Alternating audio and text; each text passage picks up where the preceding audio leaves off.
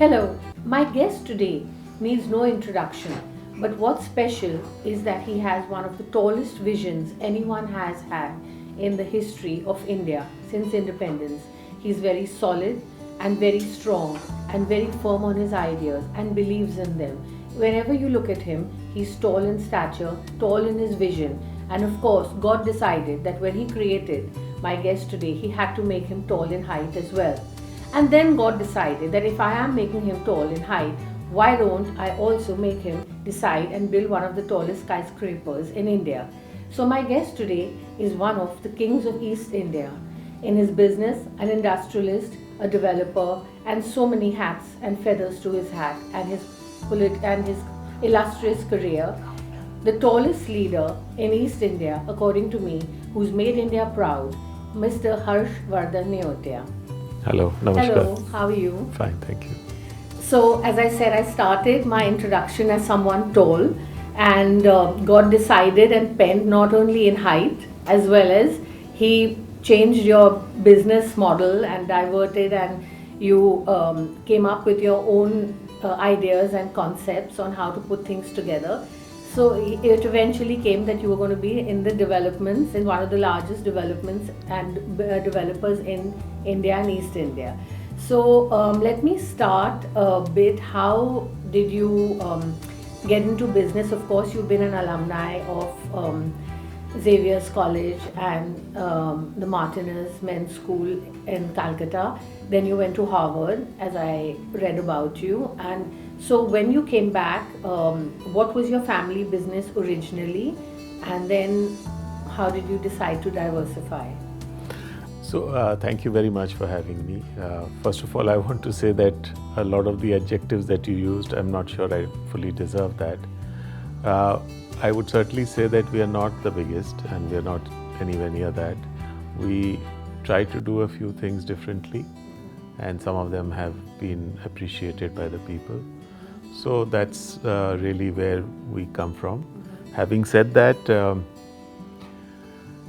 I come from a legacy family. We come from the family of Tarachand Ghanshyam Das, which was one of the oldest registered partnership firms in British India. It was a trading organization. My forefathers come from Shekhawati in Rajasthan, and then we migrated in mid 1850s, around 1850s, to Mathura.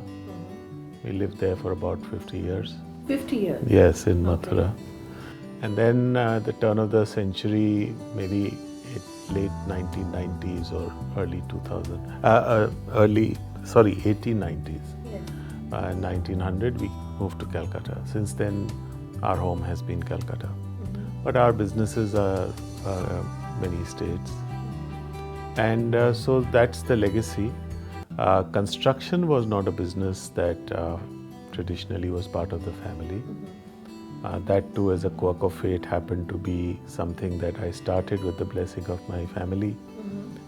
And it started off as a very small venture, really as a kind of just an experimental thing when I was 22 years old and still in college in Calcutta. But it worked out well, and so we continue to pursue it. Then, of course, a large part of our family was invested at that time in the cement business. Right. So that is where also I got involved. And so construction was really a side activity till the cement business got sold in 2006 to Holcim. Now, of course, the Adanis have bought it, but that was 2.5 years back. So when we sold out, then I kind of had to decide what to do. So already I had a small construction company. So started expanding in that. Which year did you sell out? 2006. So it's just about 20 years now, 19 years. And so how did you, what made you, you diversified in 2005 or 6, but before that, what were... I was doing construction. Yes. It's not that but it was a very small company. Yes. And it was a side business. Because I was also involved with the cement business at that time. Okay. And I was looking after the Eastern India operations of the cement business. So in 2006, after we divested our interest, we exited the cement business. Then the question was, what would I do? Of course, my father and uncle decided to retire from business at that time. Oh, okay. So it was really a question that came to me. So since I had a small construction company, uh, which was a subsidiary of Ambuja Cement, but we bought it out from them when we divested. And so I said, let's expand that. And then, of course, I ventured further into healthcare and into hospitality. So that's How it all. Yeah.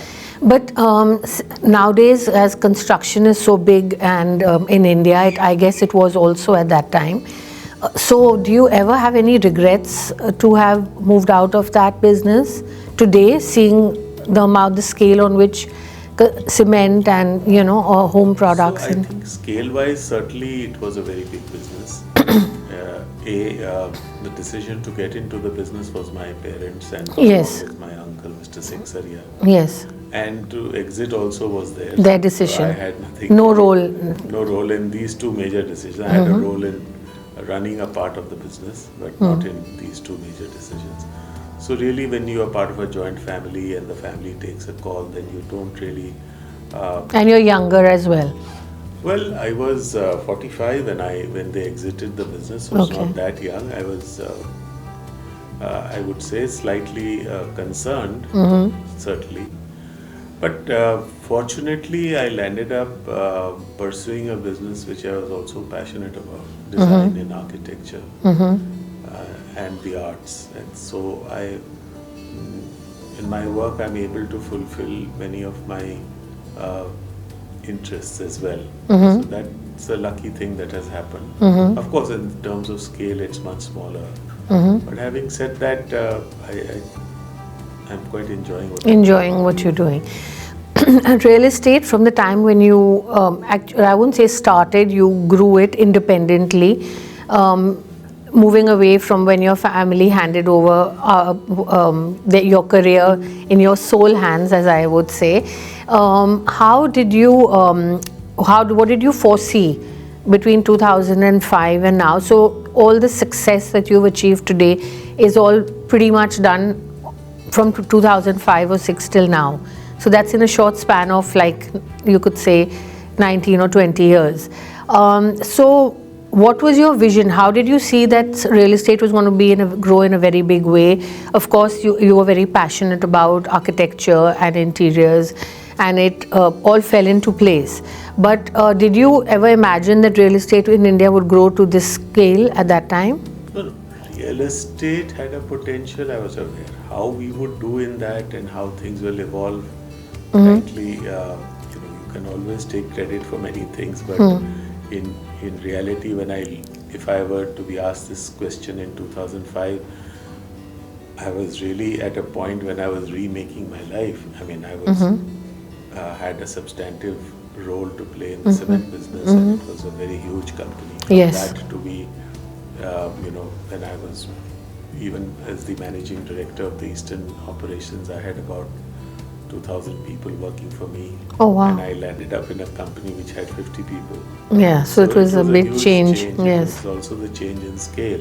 yes. So at that time, my mind was, how do I build this business? And I really didn't know how things would pan out, except to know that yes, I'm in a business that has a future, and fortunately, I have interest in it. I enjoy the process. The rest, of course, is all about God's grace. God's grace. Well, so you always also, what I have noticed is focused on West Bengal, and not really, or maybe I don't know, or no, the people are not aware, have gone into other cities with respect to real estate. I don't mean any other part of your portfolio. So how come, what made you focus on West Bengal and maybe areas around West Bengal or Eastern India? Well, it was simple. I was living here, so naturally I was more familiar with Calcutta and the neighboring cities around Calcutta. Right.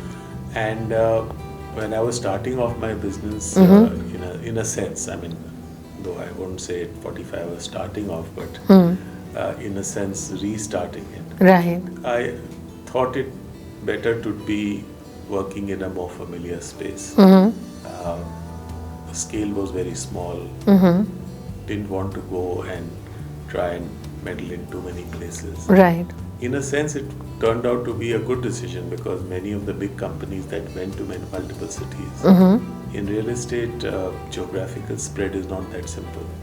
You need to get many clearances. Clearances, yes. And some local knowledge and familiarity is very important to be able to navigate Right.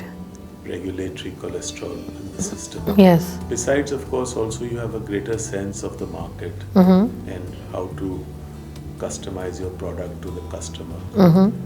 But we have stepped out of Bengal. We have done a real estate project in Chhattisgarh, in Raipur. We've done one in Patna, in Bihar. And we are in the process of tying up some properties in some other states as well. So it's not that we haven't done, but yes, our focus has been West Bengal. Okay. And I believe you're also moving a lot into the Northeast. You've done some with some of your new upcoming hotels. So are you also planning to spread with your real estate division as well? If we have an opportunity. So in Sikkim, we set up one hotel. In Guwahati, we've set up one hospital. And we have some other projects lined up in the Northeast. So Which are in real estate or hospitality? Hospitality and healthcare so far. Sikkim maybe in real estate potential may be very limited, but we are hoping to do something in Guwahati. Let's see how it goes. You have something in Darjeeling as well, right? And are you planning to do anything in real estate there as well, or it's Darjeeling, we have a project. This is just started, which will have some bungalows up in along with the hotel. But there's limited scope. I mean, you can't do large projects. there? Yes, because of the land and also the way it's, yeah, that's true. Because a lot of things in hills and different, there is a lot of issues there. How do you compare the ratio of real estate and sales in Eastern India versus South and North and the West of India? Well, I think rates are much lower if you compare. Also, the velocity is also less. But I think, it's. I'm not serving the whole market. Yes. I mean, I don't even have a fraction, small fraction of the market share. So it's good. I think we are focusing on being able to deliver good products at a right price, at a good design. And I think that's where our niche lies. So are you mainly doing super luxury, affordable luxury, or mid-end? Yeah. Well, I would say now it's very difficult To define, yes. define it in that very categorical sense. But yes, we are doing in a wide range. Absolutely uber luxury, we are not doing. Okay. Then with a lot of new reforms that have come up now, as you see, everyone wants RERA clearances and all, but knowing you being a perfectionist and being very stable, I'm sure most of your projects must be on time and you probably don't have to deal or firefight with the RERA issues. How do you feel the other developers, as a lot of them have had issues because of this, and what are the challenges that have made this law come about to protect the end customer?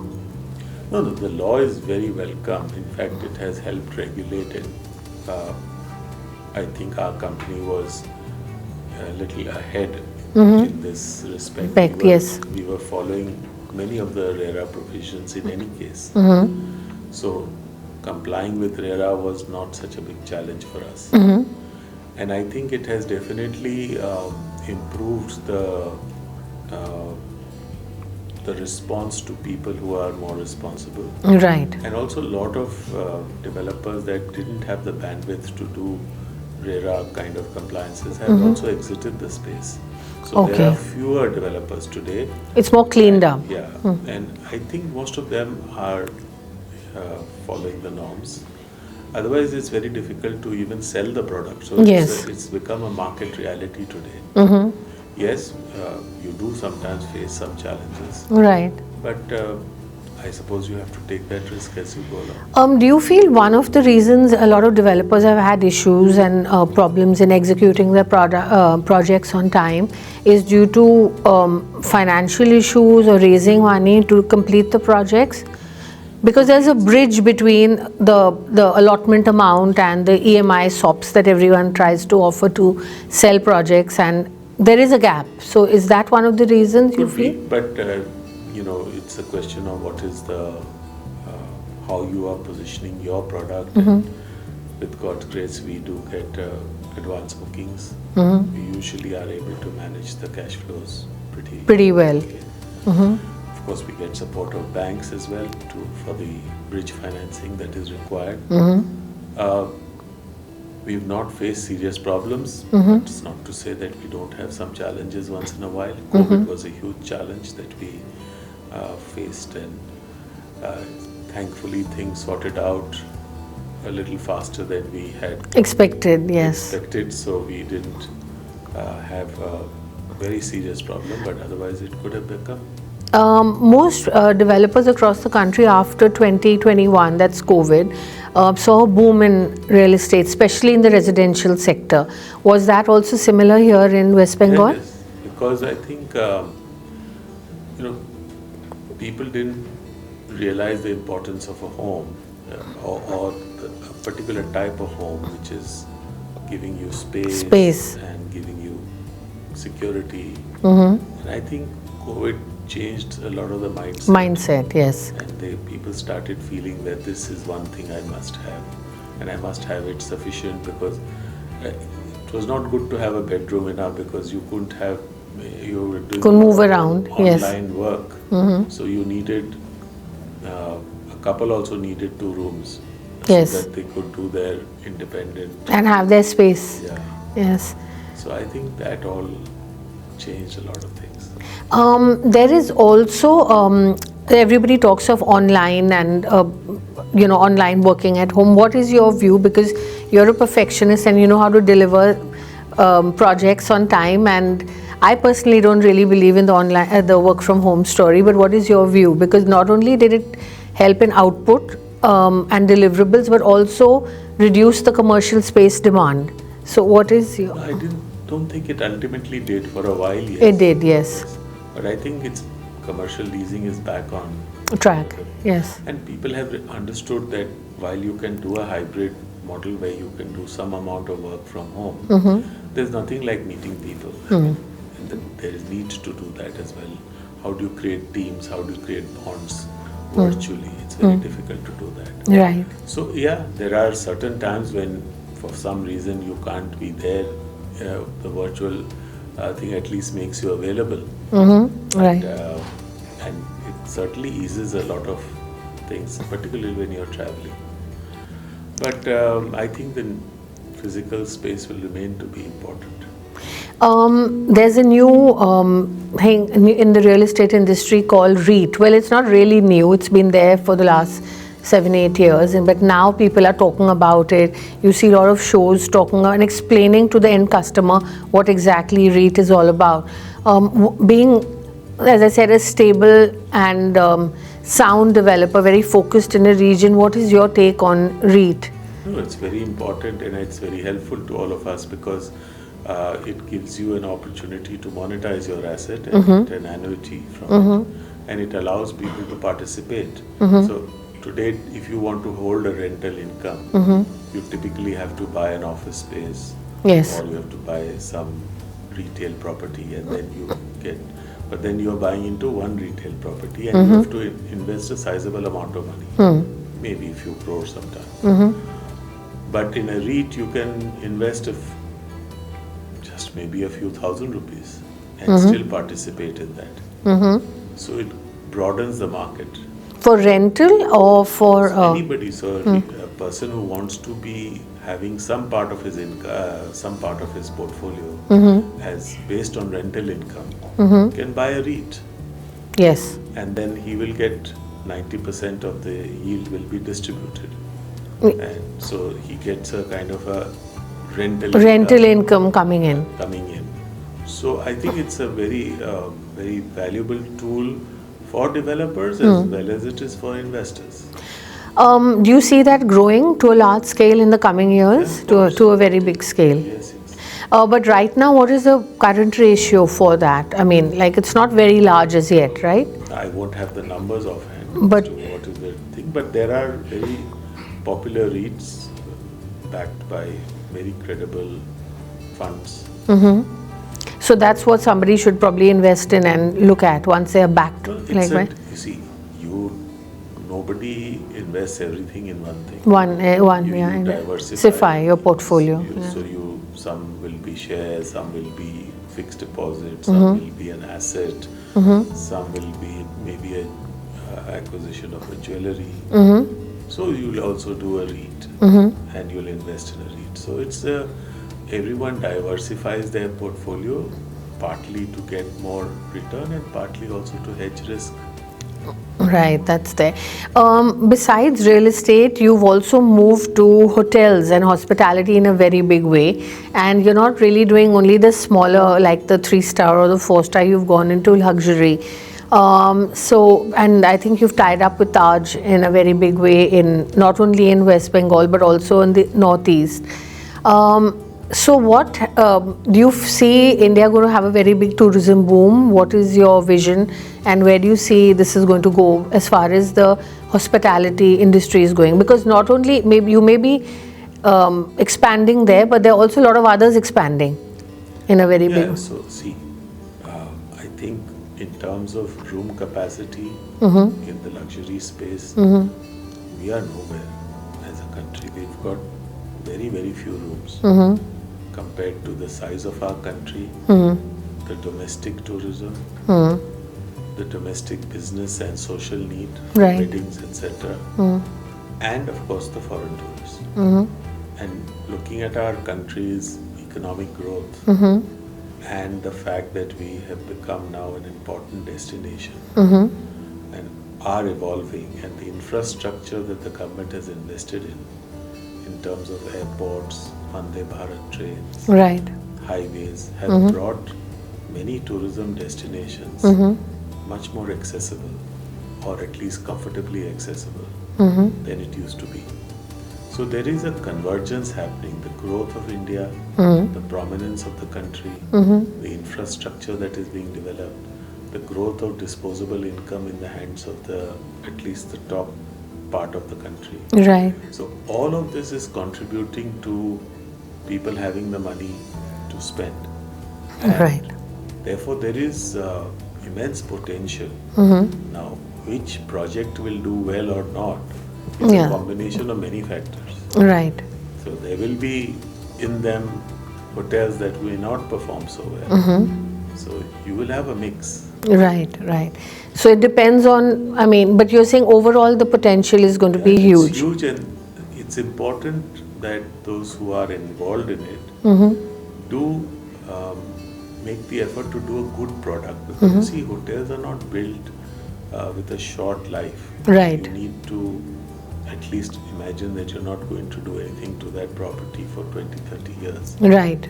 So with that horizon, the product has to be very good. That's what we are focusing on. To see that we make a product which has a longer shelf life. So are you going to plan to even expand in other parts of India, or you're?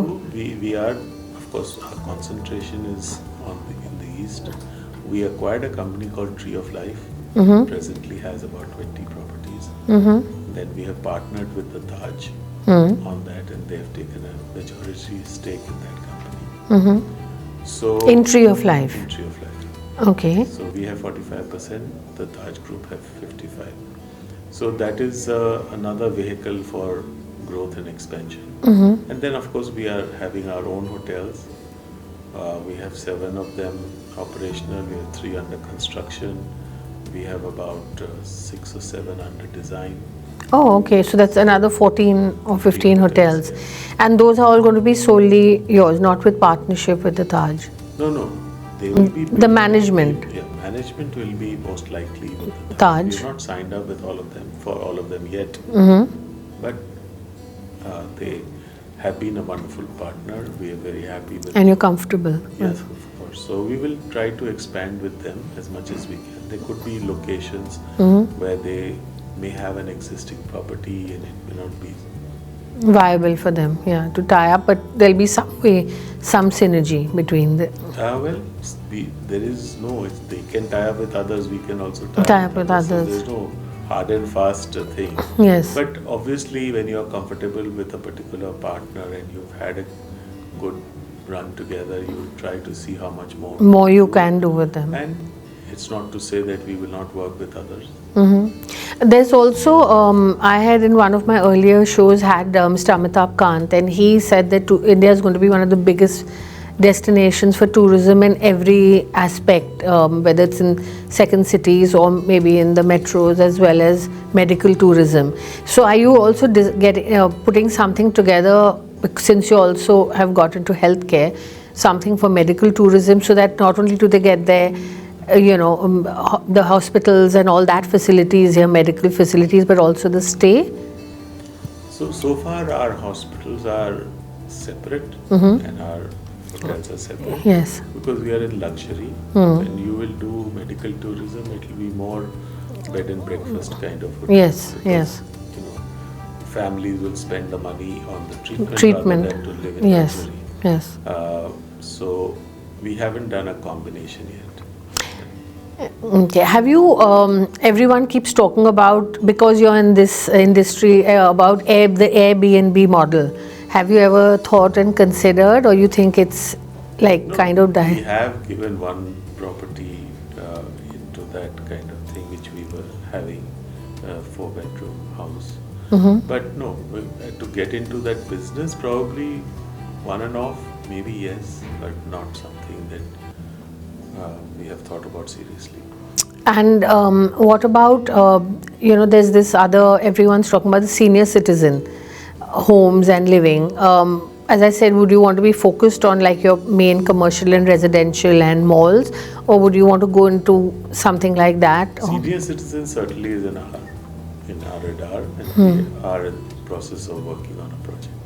Because you do so much, and you have so many various, different businesses and different portfolios. But from whenever I've known you, you talk very less about it, and one never knows how many hotels you have. One knows you have a few hotels, but you never really talk till now. I heard 15 are coming up, and so many are ready. And why is it that you keep such a low profile? See, we are not a publicly listed company yet, so Any plans on that? at some stage, yes. But that probably we don't have investors to cater to at the moment. But one day we will. Our products should speak as far as the customers are concerned. So hopefully they do to the customer. It's not that I deliberately keep any low profile. I speak whenever I'm asked to, but I probably don't think it's necessary to do more than. I think it's more important to concentrate and do a few things. I've seen many times that the Chief Minister always calls you to most of her functions. Obviously, she believes you're a solid and sound player in the development of West Bengal. Is there any private-public partnerships you all are coming up with for the benefit of the people of Bengal? Or she calls you as a private player to reckon with, so you have to be... No, that is not about me. It's about all of us who are based here. She reaches out. She is known to us, of course. Yes, of course. For such a long time. Yes. So whenever she is showcasing the state, she requests not me alone, but at least some others. 30 of us. Yes. To pitch in our bit. Yes. And whoever is available on that particular occasion, yes, is there. So I have been there many times. Have you ever considered any private-public partnerships for development? We have one through government as well. Company, but that is very small. Okay. We do have. Okay. And I recently saw that even the Minister for Northeast invited you to with Mr. Ambani and Mr. Adani to invest and look into the Northeast. So what are your plans for the Northeast coming up, or the vision of the government? And of course he needs developers like you and investors like you to invest in that region. So Northeast has tremendous potential. So I have been there many times as a tourist because I live in this region. So I think except for one state, I've been to all the other states as a tourist. And I have seen its immense beauty. So obviously tourism is the natural thing. Right. I've also seen very enterprising people. Okay. A lot of our staff that we have in our hotels, we have local staff and they are very, very good. So they're very hardworking, enterprising. Very presentable. Yes. Yes. So all of that is, but what was lacking was infrastructure. And that is getting bridged now. Okay. So that is a very positive development, and so we are encouraged to consider more and more investment. In the Northeast. Yes. So in form of hotels, hospitals, or anything, any of the services? So essentially, mostly in healthcare and in hospitality. Mostly in hospitality. Some healthcare, because healthcare also you can only do in a big town. Yes. It's not possible to do in remote locations. To get doctors and to get that critical number of patients. But real estate in Assam is a possibility if we get an opportunity. So it's a mix of these things. Okay. So you have always focused on whether healthcare, education, real estate, hospitality, malls. So you're pretty much providing, you say, the roti, makan, only the kapra is missing. Anyone, you or the family is going to get into that, to bridge that? No plans yet. No plans, okay. So that's a very, nice portfolio. Now everyone in this new age talking about artificial intelligence, data centers, solar, defense, and all these sectors. Now that you've consolidated and you're a strong force to reckon with in delivering, because I, being an architect myself, understand that delivering a project is more difficult than just conceptualizing it, and plus doing it on time. And so have you ever thought of that you're pretty much settled here and your systems are in place and it's all structured well, and to get into any of these fields which everyone is? The new technology is not my forte.